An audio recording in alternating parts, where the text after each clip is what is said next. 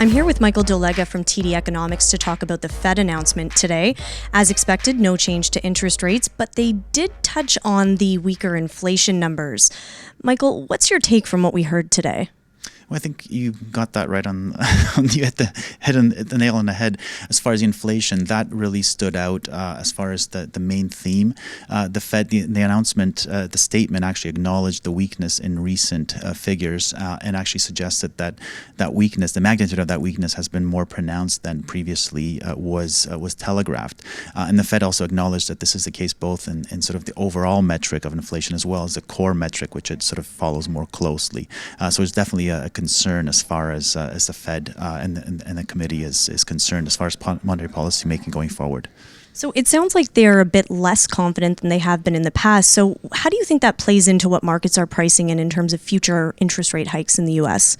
Well, I think the inflation one definitely stood out as far as some concern, and I think the markets reacted to it by the yield on the 10-year has fallen a little bit, and the dollar has softened a touch.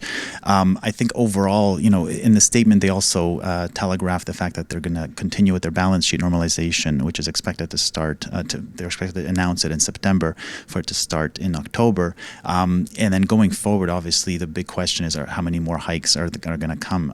We think that there's still a chance of a December hike. The markets are pricing in about 50-50, so a bit of a coin toss. But we still do think there's a chance of December. But again, all is going to be basically dependent on inflation and those metrics and whether they're going to start showing some resilience and some strength by the time sort of December rolls around. And how does this, characterization of their overall tone today align with other global banks? So we recently saw the Bank of Canada hike rates. How does this go into that global picture? Well, it's interesting because, the Fed obviously was the first to start hiking when it did. It was kind of going at it alone.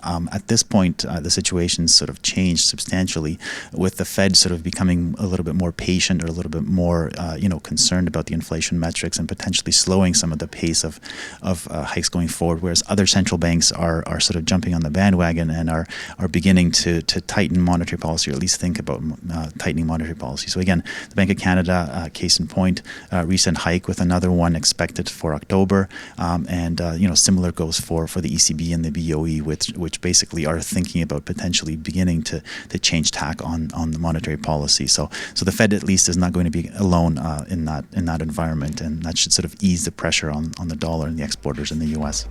Thank you very much. Thanks for having me.